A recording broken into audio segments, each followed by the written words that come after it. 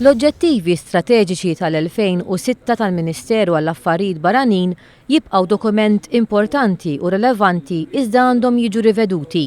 Għal dan il-Ministru għall-Affarijiet Barranin George Vella, il-Principji Gwida li jridu jkunu segwiti mill-korp diplomatiku identifikaw diversi oqsma li jinkludu t-tisħiħ tal-irwol parteċipattiv ta' Malta fl-Unjoni Ewropea, it-tennija mill-ġdid tal-vokazzjoni u determinazzjoni ta' Malta li ssaħħaħ il-paċi u s-sigurta fil-Mediterran, l-arfin tal-importanza u rilevanza tal-Maltin li jgħixu barra u l-promozzjoni tal-kultura Maltija il-bot minn xtutna.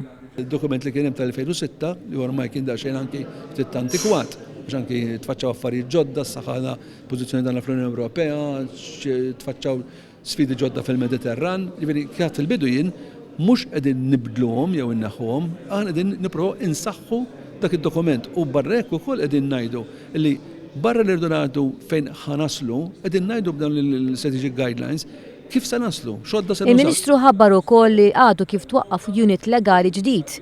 Inħatar ukoll assistent direttur għad-diplomazija kulturali u direttorat għal Maltin li jgħixu barra. Inħatar ukoll board ġdid immexxi mill-Professur Stephen Kalleja biex jevalwa x-xogħol li jagħmlu l-ambaxxati u rappreżentanzi Maltin barra minn Malta. Dan ir-rapport jenfasizza x'passi ġodda għandhom jittieħdu biex jiġi żgurat aktar valur mill-ambaxxati tagħna. Il-Ministru qal li mhuwiex l-intenzjoni tal-Gvern Malti li jagħlaq l-ambaxxati.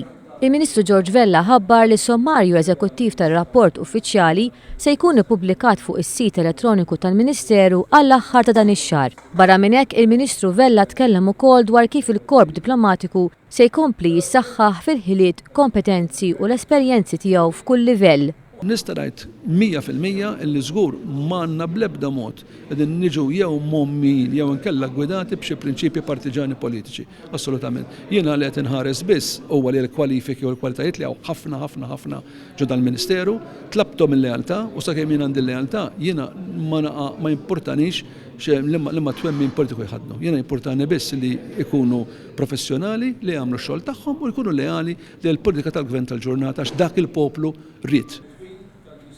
Fil-fatt, Malta hija diġà impenjata li tiftaħ ambaxxata ġdida fil-Qatar u żewġ konsolati ġodda fil-Miżurata, il-Libja u fil-Brażil.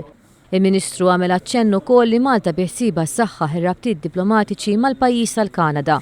Skont il-bżonnijiet tal-pajjiż, il-Gvern se jaħtar ukoll mibgħuta speċjali.